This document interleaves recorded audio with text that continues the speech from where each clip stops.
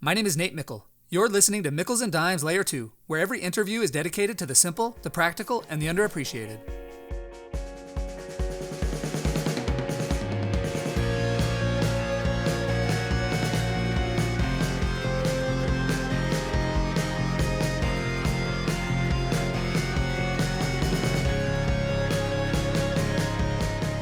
Marc Schulz is a clinical psychologist and associate director of the Harvard Study of Adult Development, an 85-year study of individuals and families.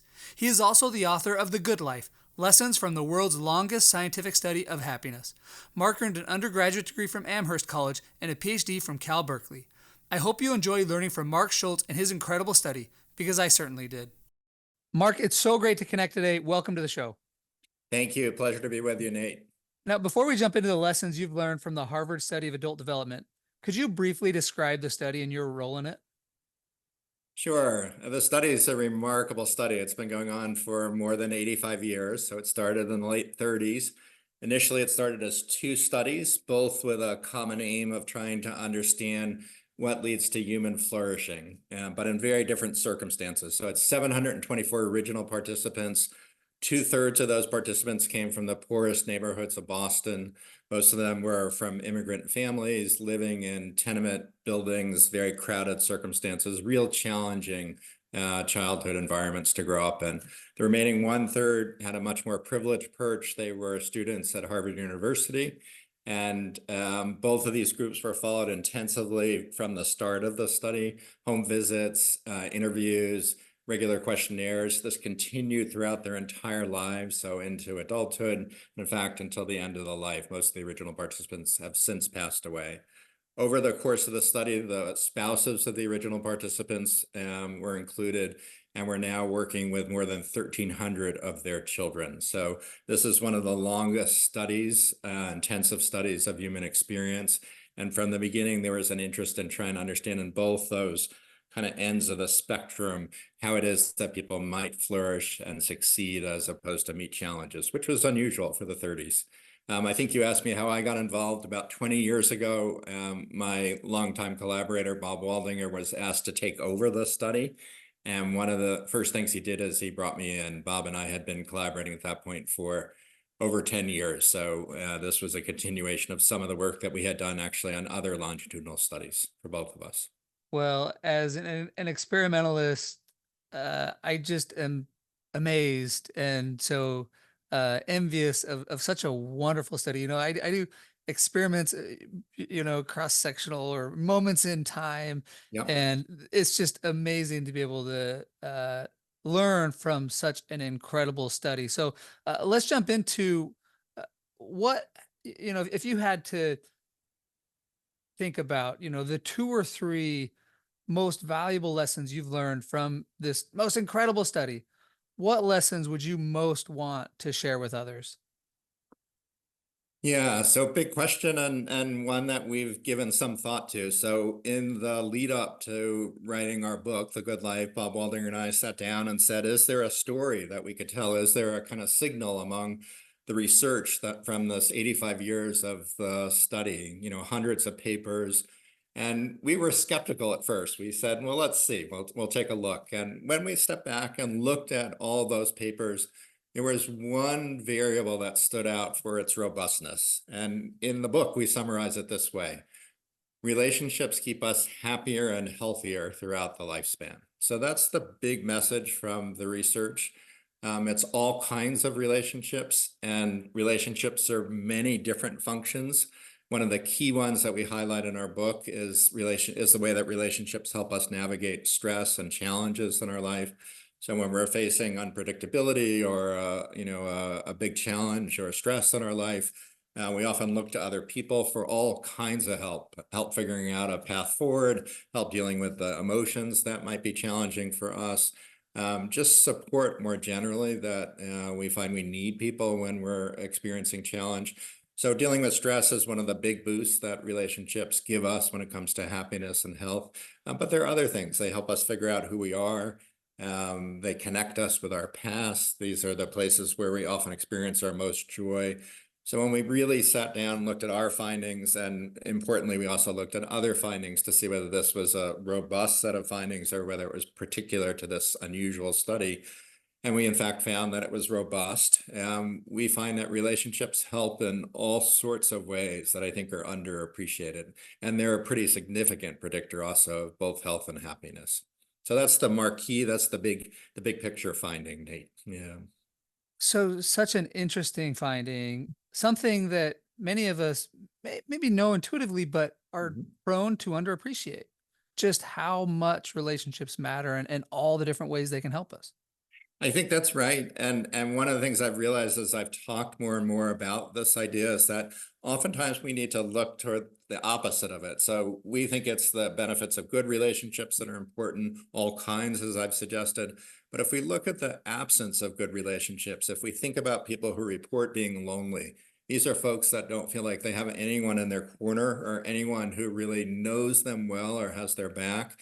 We now know, and it's a huge public health concern, that the risk associated with loneliness for physical health outcomes is on the order of the same risk as smoking and Wow. obesity. So the absence of relationships is corrosive for our health, and that's true of all sorts of modern ailments that we experience, dementia. It's also true of mental disorders like depression. So relationships, it turns out, are really critical for flourishing, for human flourishing. They're like food. We all need them. We may need different things or have different preferences, but we all need those relationships in our life. So that's exactly what I'm talking about, where we know they matter, but we're so prone to underappreciate just how much. So if I remember right, smoking in the United States kills about 500,000 people, more than alcohol, Yeah, more than COVID. At the peak of COVID, smoking killed was still killing more yeah, people than COVID, yeah. more than car accidents. And so this is like one of the absolute greatest risk factors for people of not having great relationships. That's Uh, right. what have you learned about relationships and from the study during the time of COVID? Yeah, so let me pivot to that in just a second, but I want to also emphasize that's not just the amount of risk that's important here. So officially, this is important work that's been done by Julianne Holt-Lunstad and other folks. The risk associated with loneliness is about the same as smoking 15 cigarettes a day. Oh my This is goodness. for premature death. The problem with loneliness is that it's also quite prevalent. It's more common than smoking these days. So in any of the recent studies that have been done, for example, in the United States, in a given week, adults report loneliness on average. About 20 to 50% of the adult population is reporting it. So not only is it a serious risk factor, unfortunately, it's also quite prevalent or popular. And that's why our Surgeon General has talked about this as an important public health crisis, the crisis of disconnection. So you asked about COVID and the pandemic, and I think that was a place where certainly we all saw in sort of stark relief the importance of connections to others when we were having to do without those connections on a daily basis, without being able to see people in person. People who didn't fully appreciate how significant relationships were in their life really recognized how difficult that was. So I think, important increases in anxiety and just sort of existential worry about what the future may bring when we're not able to connect with people. The acute part of the pandemic, when we had social separation, physical separation, that was particularly important and I think threatened our sense of connection and the kind of experience of support that we feel with others. And more generally, just the kind of uplift that we get when we're able to interact with others. For most of us, those interactions with others provide a little jolt of energy, a reminder that we're not alone on this planet here, that we have connections with people beyond even our families and people that we're close with. And I think that sense of being isolated is a kind of, we experience as a chronic stressor. And that's part of why loneliness, again, is corrosive for our health. So I think the pandemic reminded us of that. It also pointed to both the benefits of technologies and being able to overcome physical isolation, and also some of the challenges that people didn't feel quite as connected when they were using technologies to communicate as they might have felt when they were in person with other people. Yeah, so you mentioned technology. What effects are you seeing from social media? So I think, there are a few effects. The big one that lots of folks are talking about are the social comparison effects. So we're, as human beings, we're quite prone to comparing our lot to others. This has been true for a long time. When I grew up, the kind of saying that people would use is that you always compare yourself to the Joneses, the people that might live down the street. That involved getting outside of your house and looking to see Mhm. whether the Joneses had a better car than your Yeah. family had, or their house looked prettier than your house did.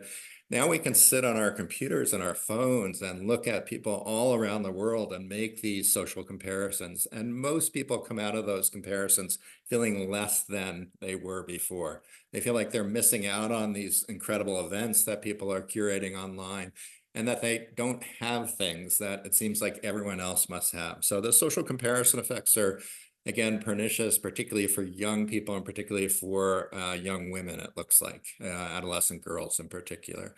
Um, I think there's beginning to be research. We've done some of this ourselves, trying to look at what happens when we interact via technologies. And it's interesting, and some of it's not super surprising. The emotions are blunted when we interact via technology. And some people say that's great. I hate when things get too emotional. But it turns out that emotions are part of what, kind of glues us to each other.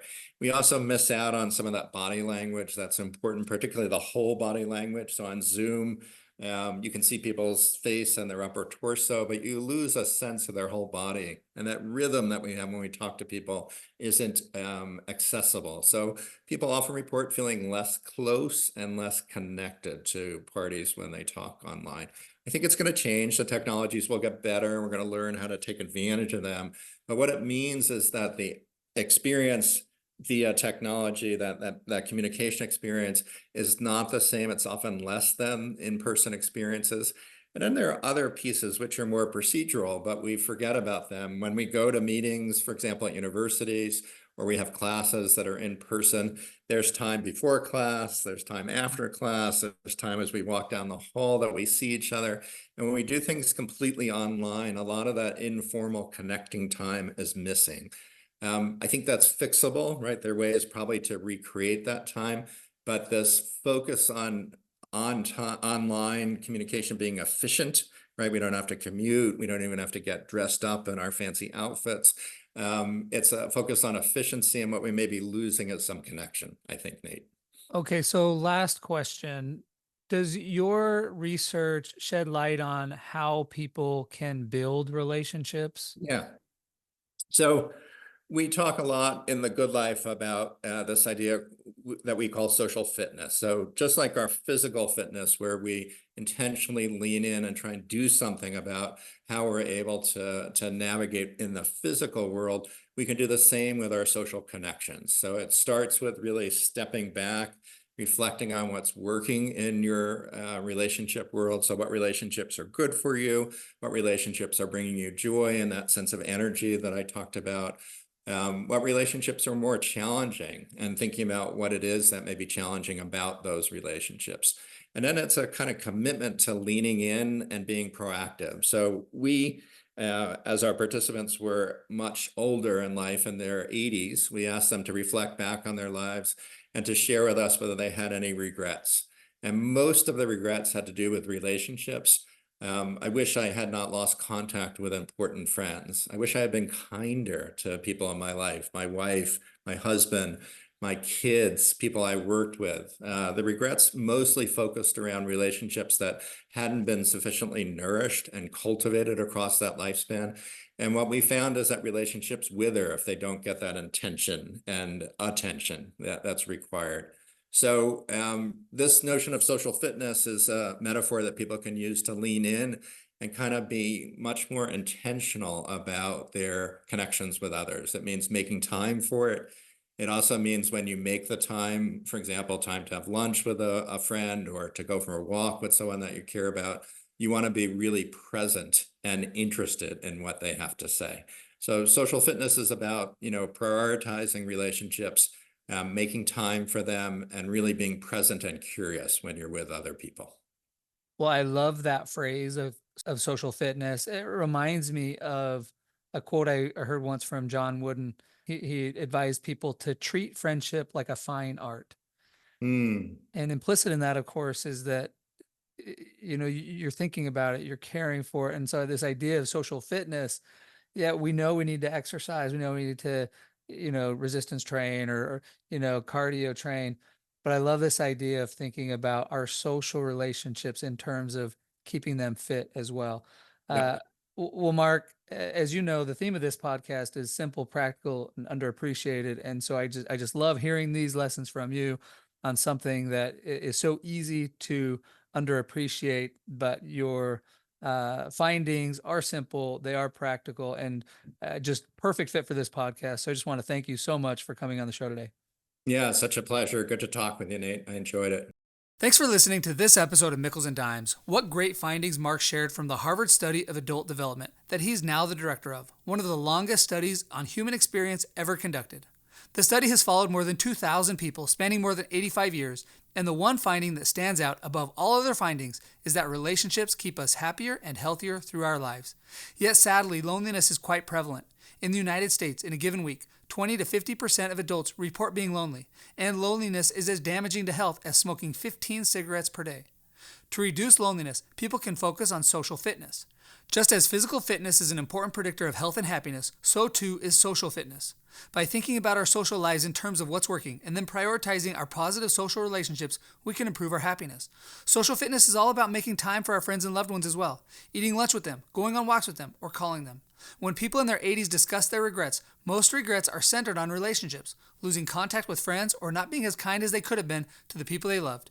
In summary, to be happier and healthier, and to avoid regrets later in life, prioritize social fitness. It's a simple idea. Please take it seriously.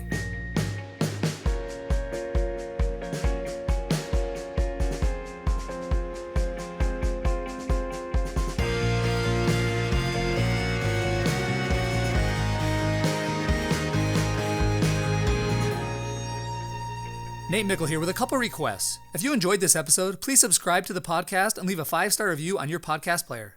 Lastly, if you're like me and want to remember all of the lessons shared in previous episodes, visit the list of lessons page on my website, natemickle.com, to see all of the lessons that each previous guest has shared. Thanks for your support.